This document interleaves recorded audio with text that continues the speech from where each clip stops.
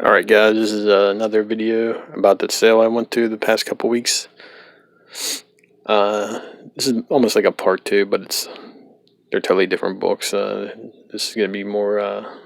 I got a trade and a couple of filler issues. So I know a couple. Got a bunch of filler fans. But let's do our two from the tomb. So let's just make these ones real quick here. No pun intended. Flash number one. Ended up picking this one out of a dollar bin a couple years ago. Never been a real huge Flash fan, but I did enjoy Flash Rebirth. I did enjoy a little bit of their Flash Rebirth also.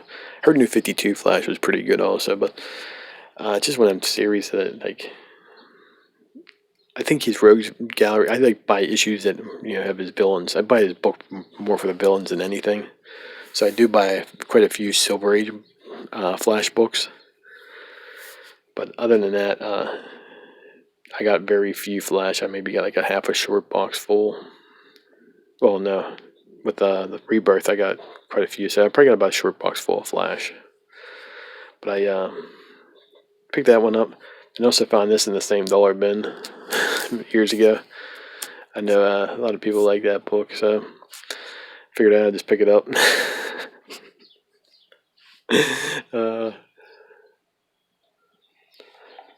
But yeah, I find them both, getting Impulse and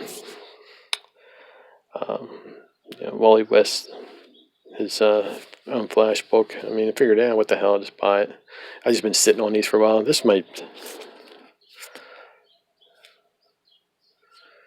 I've never really read any Impulse stories, so I'm not sure I'm going to be holding on to this book for too much longer, but it's just one of the books I found. And I knew it was because everybody at the time, this was on YouTube. This book was like literally in everybody's video all the time, so I found it one day in a dollar bin. I was like, yeah, I'll buy it. This is probably 2000. Yeah, it was 1990 when I was watching on YouTube. That was probably like 2013 or something like that. It just seemed like it was in everybody's video at the time. But yeah, that's my two from the tomb. I think that'll be enough DC superhero books for a while from the tomb, because I was still in the same box. I was like, yeah, flipping through, like, yeah, I got a couple here that I can at least talk about. I thought I got a real good deal, so I figured I'd just bring that one up. But yeah, I might make a new bags, old books contender there, so we'll see. Alright, so I picked up a trade paperback, and I spent like, let me think here, about $1.70 for this. I thought I got a really good deal. It's the Death of Superman trade paperback. It's the second printing, I believe. Not that I care, but yeah. I know a lot of people like to crap on this area of comics and stuff like that. It's just one of those good childhood memories, when I was growing up. And I love the build up to this, the Death of Superman. I thought it was they did it the right way. They hyped it up. They a little bit here, a little bit there. And I'll show you in a second what I mean. But anytime you ask anybody about the Death of Superman, all they say is like, "Oh, I was going to put my kid through college." Or people thought that. I didn't think that at all, to be honest with you. And I was there. I bought my Superman in '75. Well, I had it pulled from me, of course, because I was collecting Superman at the time, which is ironic, because I went and collect Superman for another. After issues, I don't know, I think I stopped collecting around like 78, 79. Superman 78 of the second series there. Yeah, Superman 75 was Death of, so I was like only around for a few more issues after the Funeral for a Friend stuff. But I would I was just excited for it and stuff like that. And people, like I said, people were like, their biggest memory is like, oh, there's a bunch of people waiting in line for it. People were investing into it and stuff like that. Yeah, that's all true too. People thought that, But to me, I thought it was just a great story, except for the issue 75, and I'll show you what I mean. So,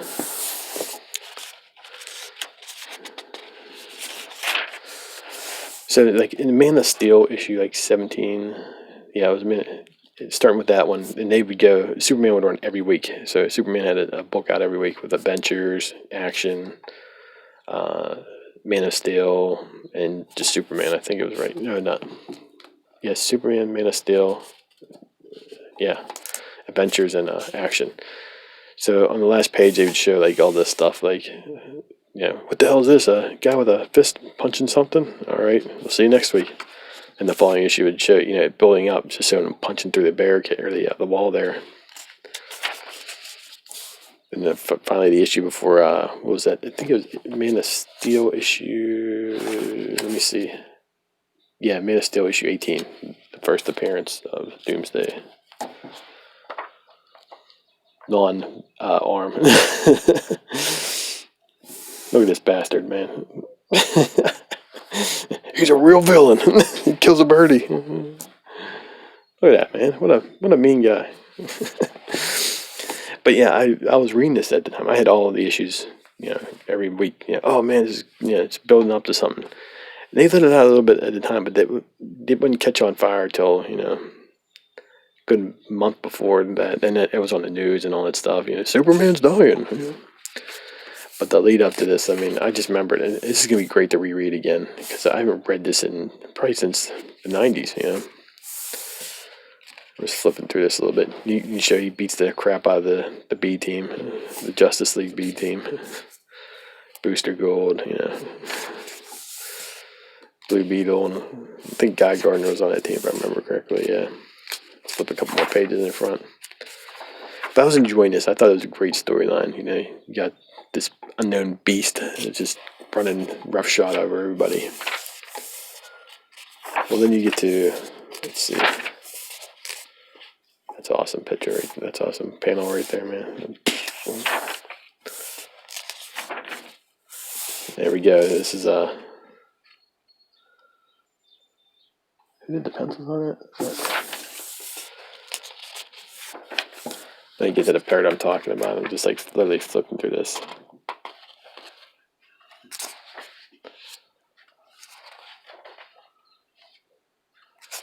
I hope I don't give any spoilers away.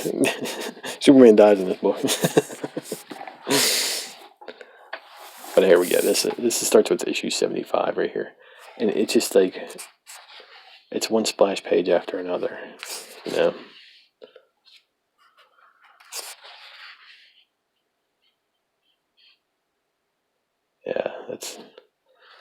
I'll flip all the way to the end. But yeah, like I said, I enjoyed this so much at the time. It was just a brilliant lead up. And it's funny when you're at that age and stuff like you're not thinking about, at least I wasn't at the time, money and stuff like that. I just wanted the issue, I wanted the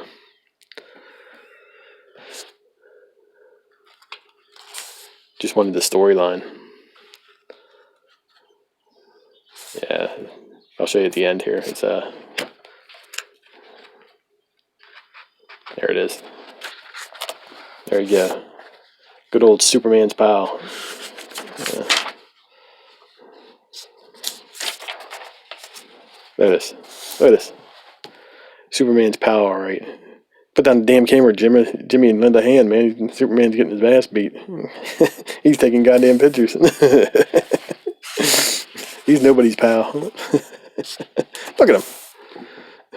Instead of helping Lois out, hey, let me just take a picture. And this guy was, he was a World Star before it was a World Star. But yeah, if you get a chance to pick this up cheap, definitely do it. I mean, it's a good story. It takes me back to that time. I thought, a lot of people they hate that era and stuff like that, because it's not all worth money and all that kind of crazy stuff. But it was exciting. It was the first time people were excited about Superman in a long time, probably since like the movie started. The Superman from was it 79? Those movies and stuff like that. I mean, people weren't nobody was really excited about Superman. I wouldn't be till yes, from like '79. The movies came out, then Superman was pretty much there. And his death of Superman, it brought a lot of people back, and those books were selling big time. Uh, there will always be like the Superman fans, but I wouldn't be interested in Superman for another till like about 2016. I think when Rebirth came out. I believe it was James Tynion that wrote that title. Yeah, that Superman title was Superboy. That's a must read too. That Rebirth. I can't. I hope it's Tynion. I'm just leading you around the wrong way, but that was the last time I was like really interested in Superman, and he's my favorite character, believe it or not. But he just the people that write him, it's just I'm not sure if he's. Very few people know how to write Superman. That's all I gotta say about that. Some of the trades are good. Some of the miniseries, like All Star Superman, that's good. Um, but the month to month, like when Bendis took over, it was atrocious. I'm just gonna leave it at that. So I ended up picking up a bunch of filler run here. So I'm gonna go through these quickly. I rambled on a little bit too long. Let me see. Just make sure I got every single issue. I'm just gonna just go through these real quick here. Actually, just bagged and board these, so they're like put this box up here. There we go. So they don't flip out nowhere. So I've been putting together a Spawn run this past year. I know it's the wrong freaking time to collect Spawn. You used to find these out of $1 bins all the time, but I paid about, let me think here, about $2.40 for each one of these issues. Probably a little bit less, but $2.40 was about the average. So I picked up. So I'm just gonna flip through these. I'm not gonna do numbers or anything like that. But Spawn, I've been trying to collect. I'm only missing issue 21 right now to get issues 1 through 50. And the only reason why I'm collecting, not the other reason why, but the reason I'm collecting is because the art in this book these books are just phenomenal. I mean, Greg Capullo, Tony Daniel.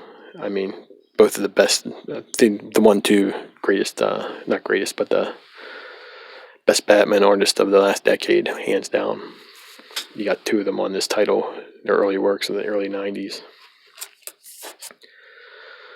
But I'm only going for the Capullo, Tony Daniel, Todd McFarlane covers, interior work. There's other books that Spawn has. It's going to take me out of a lot of pricier books, per se. Granted, if I find a first gunslinger, I'm buying it, cheap. But I'm not going to go out of my way and to buy some of the books that McFarlane, Tony Daniel, and Capullo didn't have anything to do with. That's just a badass cover, man. So I hope you're enjoying these, man. These are just... But I haven't had a chance to read them all, so I can't really speak on them too much.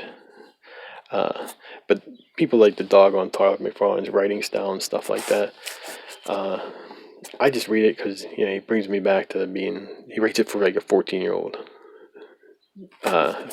boy, And I hate to say it, but that's that's the stuff that sells. You gotta write it for that age group. That's the whole reason. We all liked comics. A lot of us. A lot of us started back. I started when I was like 12 years old. 12, 13, collecting.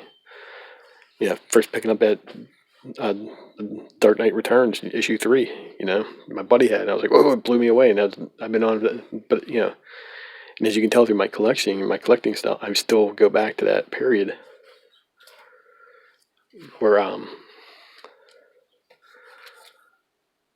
like that art style, the storytelling and stuff like that. So when I hear people just say like, I like the books and stuff like that, but is it the storytelling? No, storytelling is pretty good actually, but it's just meant for that age group.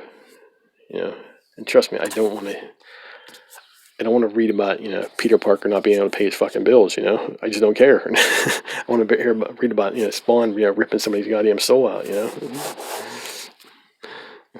ripping them up in chain, like throwing them around and stuff. Yeah, but these are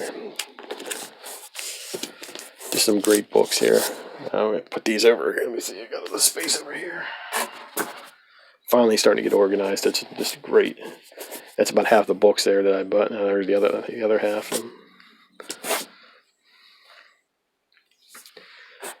But yeah, like I said, it just it takes me back to that time. But I'm curious. I think Capullo / Tony Daniels / McFarlane did the interior work up to issue 100. Then after that, Capullo only did the covers. If anybody knows, correct me down below. I'm newer to Spawn. Back in the day, I got the first the first 13 issues or something like that. Then something happened. I probably lost.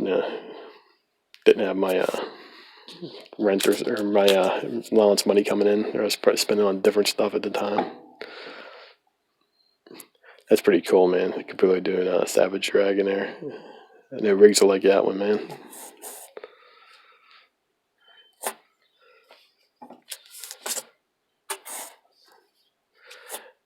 But back in it, I just remember when Spawn came out too. It was just it was a monster book. I mean, it was just everywhere at the time. Then then through the late '90s and stuff, it slowed down a lot. I think it's a lot of it was just for me at the time was it just different points in my life going through women and stuff like that, drinking and all that fun stuff. So $2 on Spawn or $2 in gas to take my pick up my lady, go cruising around. $2 would get me quarter tank of gas. So you go driving out and stuff like that. Cruising around. And, $2 would buy me pretty close to. I think I could buy a 40 ounce of that. Yeah. I think it was $2.25. I can't remember. That's pretty long ago. So that replaced my collecting of comics for a while. I was still at this time, probably around when these issues were still coming out. I was still probably collecting Batman. I was still collecting. I'm pretty sure GI Joe was over by the time around issue 80 of Spawn was out. I'm not 100% sure, but I was on that till issue 150. But yeah, Batman was on my list for the longest time. Then I just called him up one day. I was like, yeah, because I just didn't have the money because, like I said, it was just going out all the time.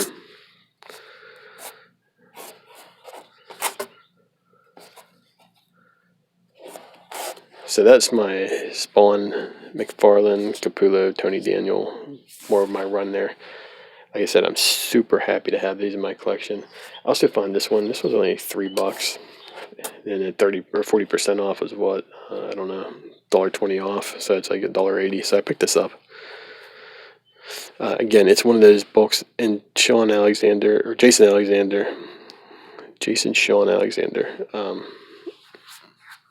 he did a lot of the books prior to 300. I think he did 2 or 3 after.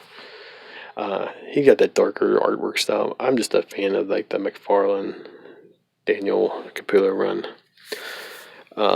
Just love the art style in those books, and the storytelling.